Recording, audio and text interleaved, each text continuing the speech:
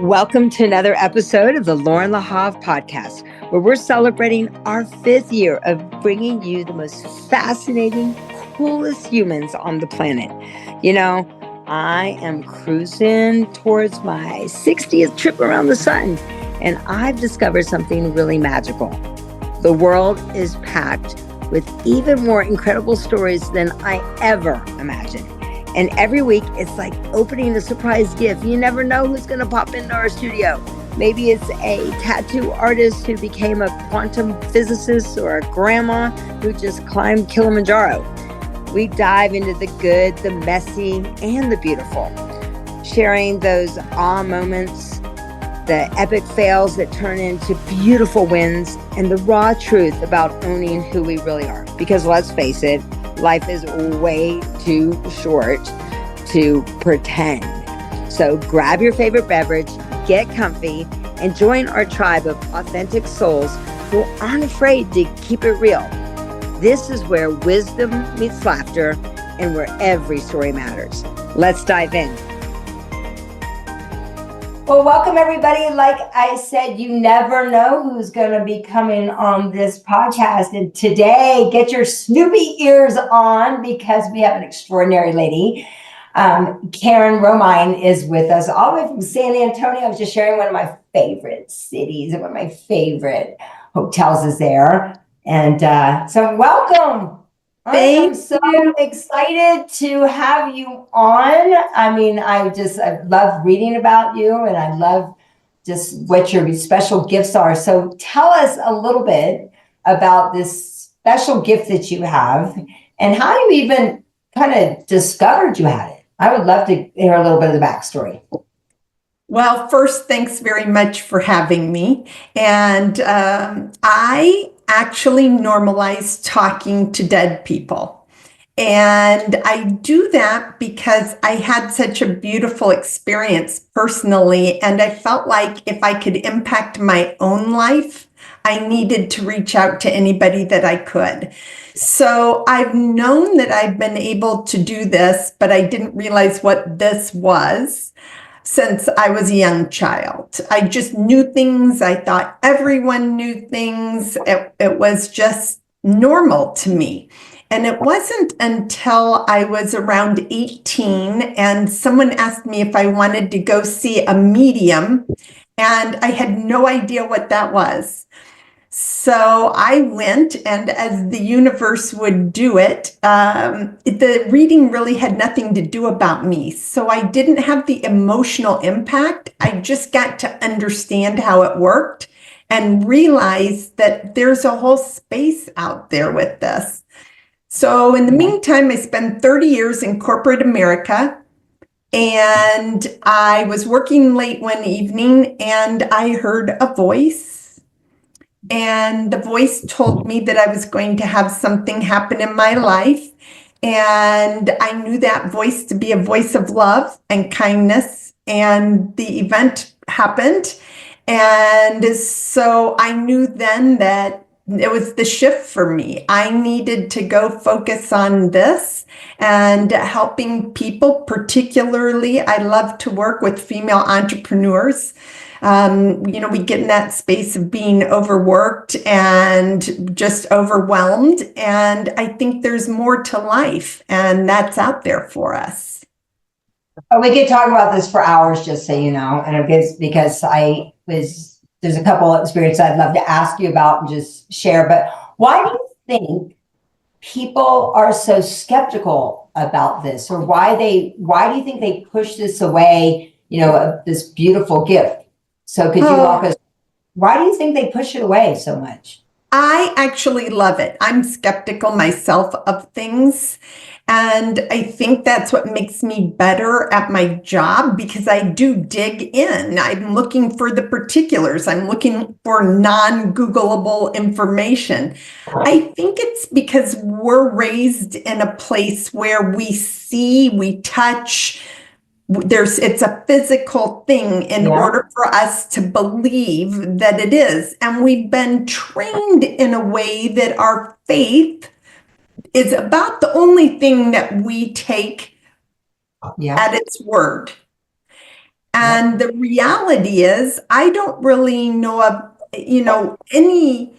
any other thing that we're just raised saying this is what you're going to believe and this is how it is. So it's indoctrinated. And in turn, I think it got a little bit of a bad name because, as in any industry, there are not great people involved and people run across them. But even more critical is that when people come to me, they're in a critical space, right? They're vulnerable, they're open, they're looking for hope. And so it's even more drastic when something happens. So we tend to hear the bad stuff more than the good stuff. Interesting. It's funny that you said that about what we can touch and hear and everything, because it makes me think back. My eldest is 28 now, and I remember taking him to go see the movie Horton Hears a Who. Do you remember that? Yeah. And in the movie, the little kangaroo was talking to the mama kangaroo, and she goes, "Mommy, mommy, mommy, Horton hears people down there." And the mother says, "If you can't see, hear, or touch it, then it's not real." Right? So you think how early, like even through stories that people have put that in our head. Okay, well then maybe I'm not, if I'm feeling this, then maybe it's not real. Or maybe if that's what's going on, then it's not real. And it made me realize, oh my gosh, like how early we are teaching maybe these things that aren't really true. I know I always love Kabbalah, because Kabbalah talks about there's the 1%, right? That's what you can see, hear, feel, or touch. And then there's this beautiful 99% out there that's working for you if you will let it, right? Or if you just are in tune with it. Absolutely. And I think on top of that when we have those, I believe personally, everyone has the ability, right? We all get that gut message. We all walk into a room and have a feel for things. It's whether or not we listen to it. And in turn, when we're young, no one tells us this isn't a good thing. So we're wide open. We have this ability and it's there for the taking, but I think it frightens people that aren't familiar with it. So we're told to shut it down at a young age. We're told it's not normal. We're told it's not good. We shut it back down. And so we all live without I call it a superhuman power. If we all listen to that voice, it will take us miles down the road. I mean, I love this for a couple reasons. One, I remember it was, how many years ago? Was it probably about 27 years ago? And I was just, my dogs are having a good time. I think they like this. That I was in Hawaii and I was pushing, it was late at night. I was at an event that I was working, and I don't know, maybe you can help me understand if this is true or not. It feels like when you're really, really tired, that's when you're really open to receive. I don't know. Maybe I'm wrong. Absolutely. So, oh, cool. That's good to know, because I was really, really tired. I was pushing my son in a stroller, and this lady came up with me, and she was a psychic, and she looks like around me, and I'm like, what the heck is going on? Like, I didn't understand. And she goes, ah. And she didn't say anything. I go, ah, what? She said, you were in the room when somebody passed away. And I was in the room when my grandmother passed away. And so she goes, do you ever feel like you say things and they're not your voice? And I'm like, yeah. And she was explaining to me that I was in a car accident when I was 16. And she said it literally created almost like a hole in your aura. And something came when you were in the room with your grandmother, that space, there was this vulnerable space. I don't know, maybe you can, I don't know if this has created this space for you. And I'm so grateful that I learned. Am I right? Am I on? I don't know if this is, but that's what she shared with me. And I started to go, okay, I'm not crazy. Oh, all right. I do feel my grandma around me. Okay, I do feel like, that when things are happening to me, that it's not just me, with my grandmother. And then it's really interesting. She said, let's have a conversation with your grandma, or let's tell her it's okay to go. She's okay. And then my grandmother was almost like trying to hang on to this world. Is that right? It happens in so many ways. You're absolutely right. The information that you got. Our brains are wired to keep us safe. They will keep us safe under any circumstances. So when we think that something's there, if we think we're feeling energetically someone who's crossed over, our brains will automatically say first, oh, we're going to protect you from that. But when you were talking about when you just get to sleep, our brains slow down, and finally we get to that gap. It's kind of right between awake and asleep, where our brains are actually quiet. The thoughts calm. It's just setting us into sleep. And when we're in that space without trying to protect ourselves, without all of our talk going on in our head, that's the easiest time for spirit to connect with us. So it's a beautiful time. When you shared your story, I just got goosebumps all over. And I do believe that oftentimes it's hard for spirits to leave us. They want to be with us. They love us. They care about us. They want to be with us. And releasing them does not, in my mind, mean that they're no longer there. It just means now that they're in a different space. Right. Yeah. Wow. That's amazing. Well, I've had a lot of different experiences. I had a situation happen where I was in a hotel, and I guess someone said the spirit felt like it could trusted me in the room, and it was a intense situation of what had happened at this hotel. But I thought I was a little crazy, and then I guess some other lady, the same thing happened to her. And so they reopened this case. Reopened this investigation. So wow.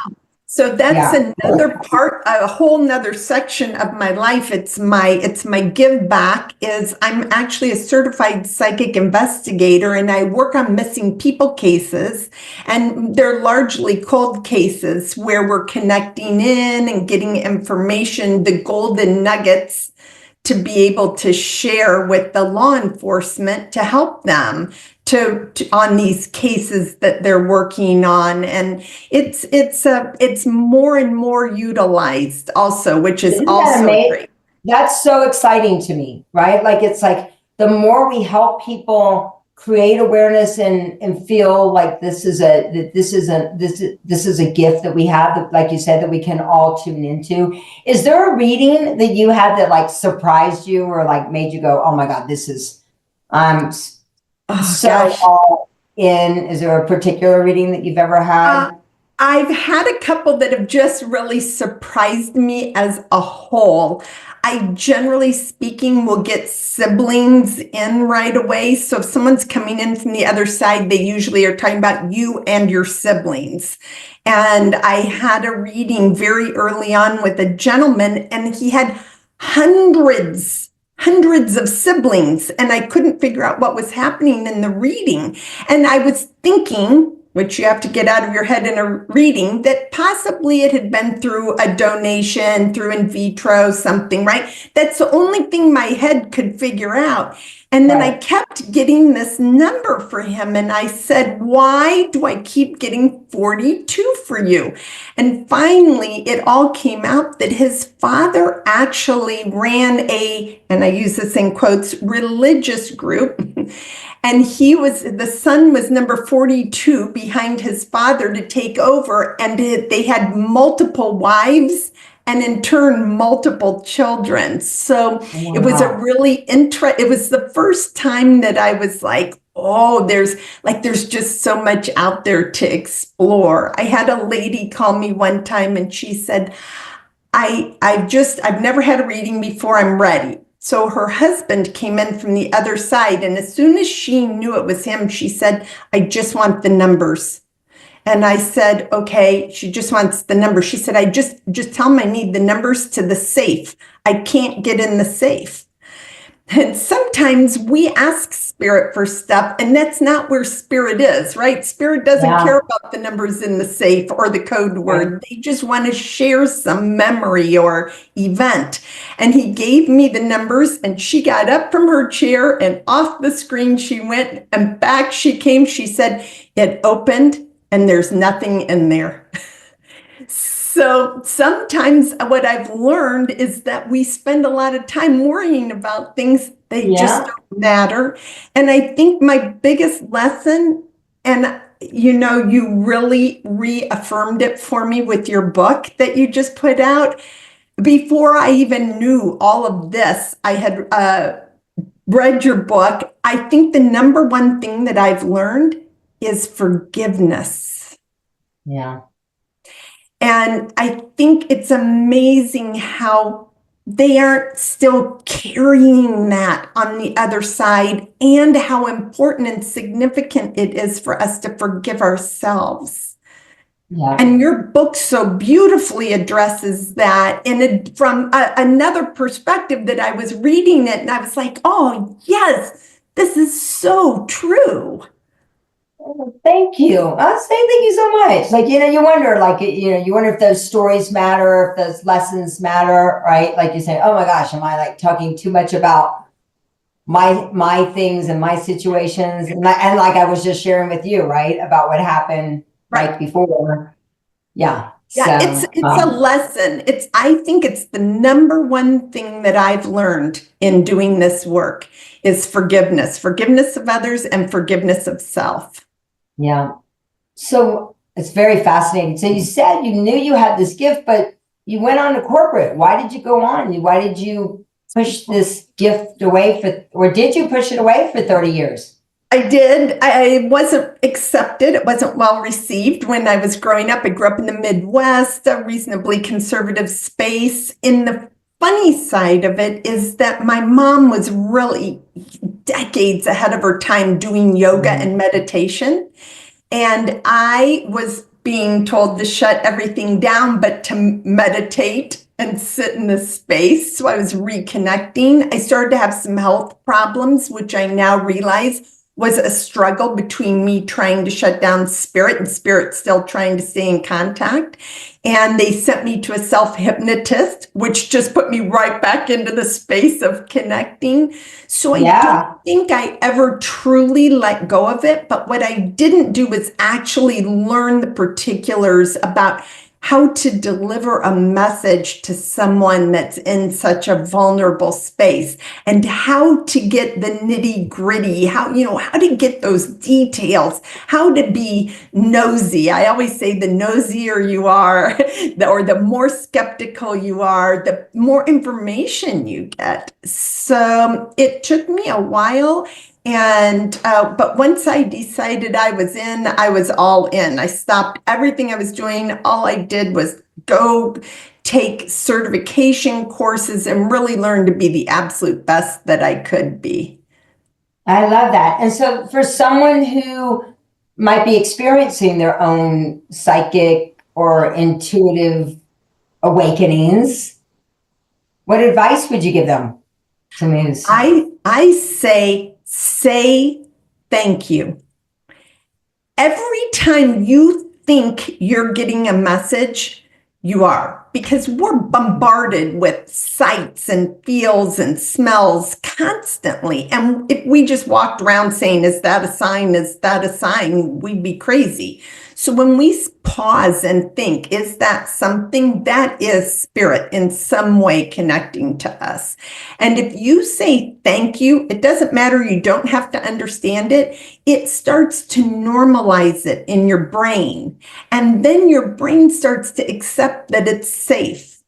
And then the energy will start to flow in a whole different way. So just a really fast tidbit. I always say, just say thank you whenever you're like, oh, was that something?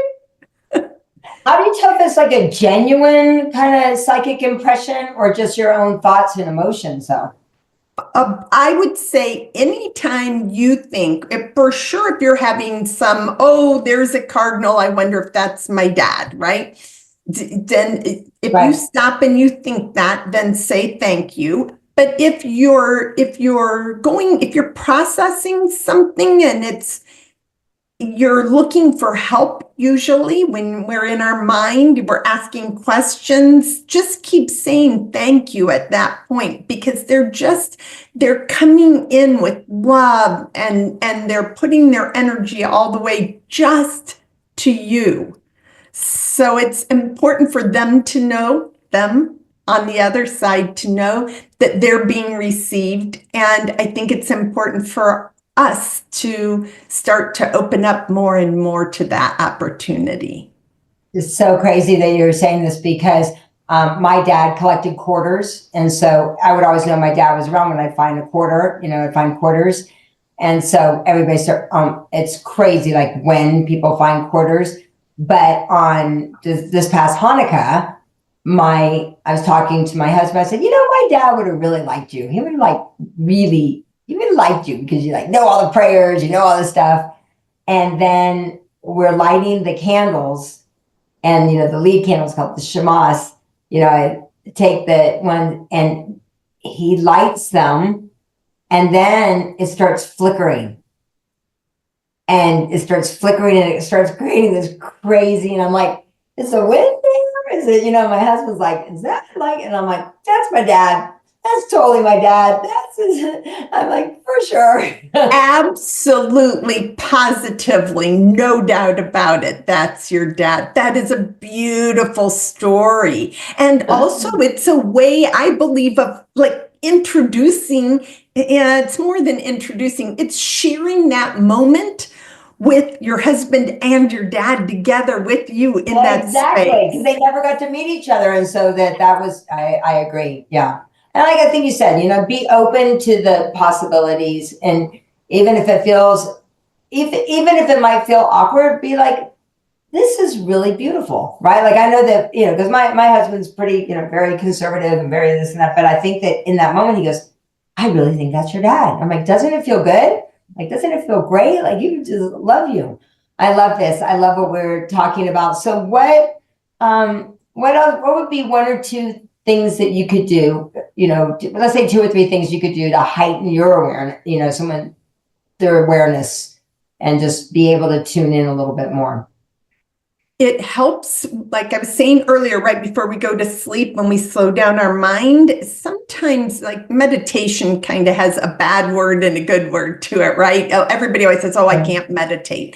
If you can just focus on your breath and just sit for a few moments, it gives us something to think about. We're human. We're going to think about the grocery store. We're going to think about who we need to pick up.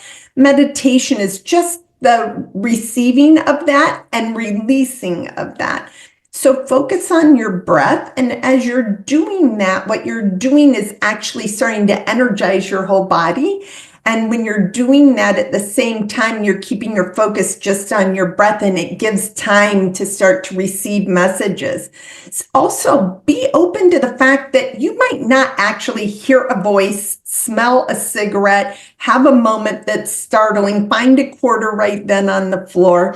It might come in a few days. It might come in a few hours. Just be open that you're just preparing yourself to be able to receive it. So it could come at any time. And then I think that I would say that maybe one of the biggest things is just believing. Just give yourself the hope that it can be there, the belief that it can be there, the understanding, however you want to do it, wherever you're at in your life and on your path. If you just have that hope and that belief that it's there, that they're there, that the opportunity to connect is there, it really is life-changing. I also would say, too, there's a big thing that's around stress. We live in a crazy world. We're all stressed. And we have a vagus nerve that runs from our base of our brain down to our gut, right? It touches every organ. So as soon as we get tense, everything gets out of whack. And there's a lot of exercises. I'm happy to show one, but there's a lot of exercises that we can look at to release that vagus nerve, to calm our body also, which makes us more of an open vessel. Let's do it. Let's do it. Okay, great. I do this one so often that when I'm in a car, I start yawning. So if you just gently turn your head over your right or left shoulder, you don't have to force it. Just notice whatever it is you're looking at and just make an awareness of it. And then slowly come back to the center and then just do the same thing on the other side. It doesn't need to stretch. Just notice wherever you're looking. Just make a note of it. And this time now we're going to do it a little bit slower and come back to center. And this time as we go to look over that first shoulder again, I want you to just stretch a little bit. So move your chin back towards the back a little bit and then look back as far as you can with your eyes and find a spot and just stare at it.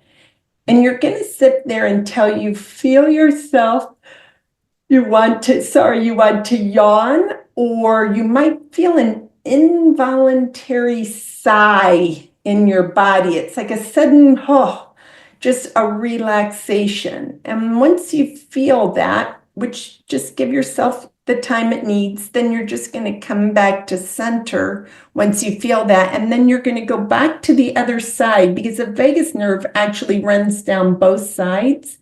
So we're going to move our chin back as far as we can again. We're going to find a spot further back on the wall and stare at it, lock in.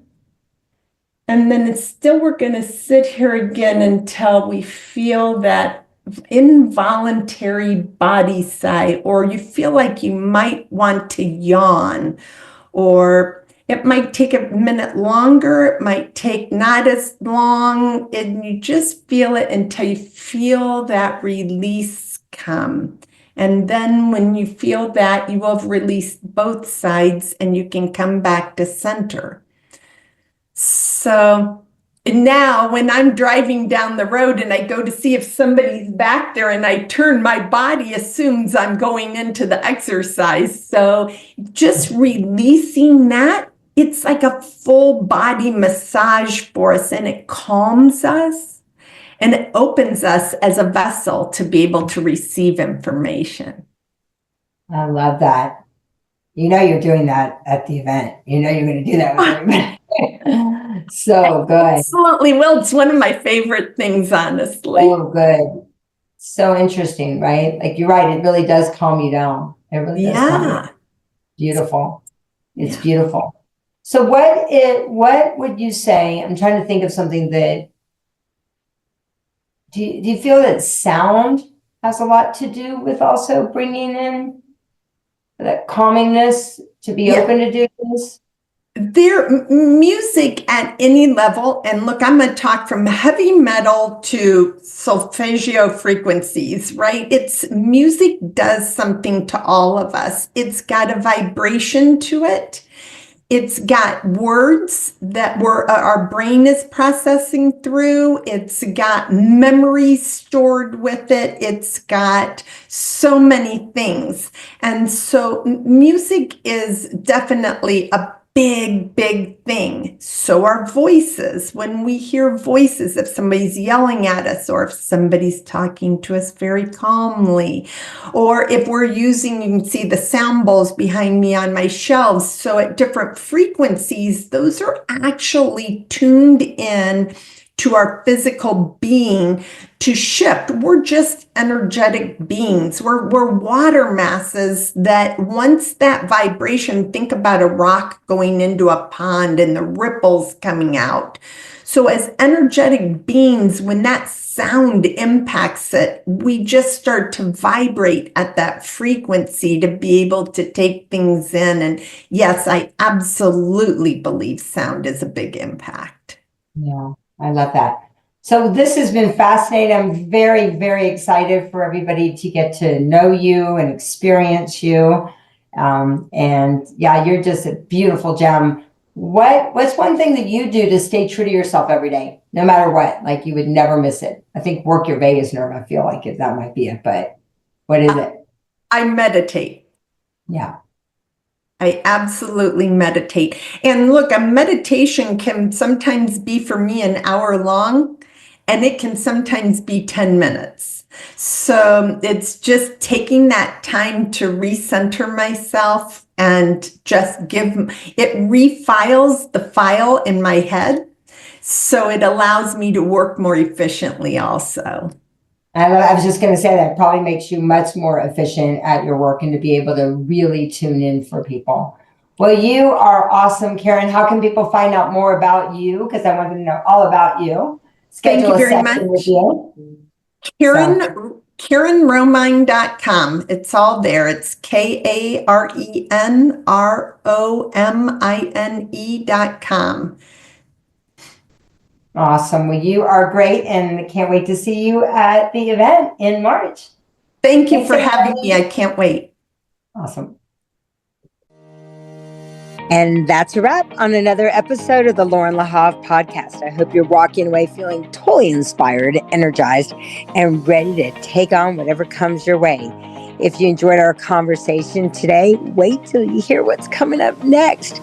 Speaking of which, mark your calendars because something incredible is happening March the 7th through the 9th. The Own It experience is coming. And trust me, you don't want to miss out on this transformational event. We're talking breakthrough moments, powerful connections, and tools that you can truly own your journey.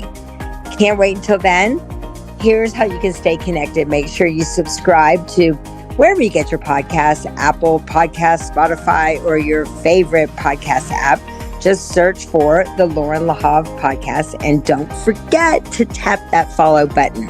For all the behind the scenes goodness and daily inspiration, follow me on Instagram at I am Loren Lahav. And if you're loving what you're hearing, spread the love.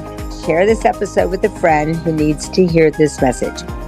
Want to dive into everything we're talking about today? Click the link in the show notes so that you can access exclusive resources, connect with our amazing community, and learn more about the Own It experience in March. Your transformation awaits. Until then, remember your story matters, your voice matters, and you got this. See you on the next episode.